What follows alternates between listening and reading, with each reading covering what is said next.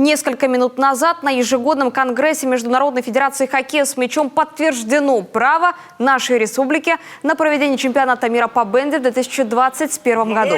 ФИБ не видит оснований для его отмены или переноса. По заверениям принимающей стороны, технически и организационно Сыктывкар будет готов к проведению мирового форума. Рассматривать условия более детально Международная федерация хоккея с мячом будет в январе, отметил президент Международной федерации Борис Скрынник.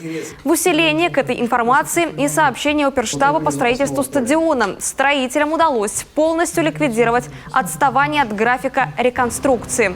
Сейчас на объекте более 500 рабочих.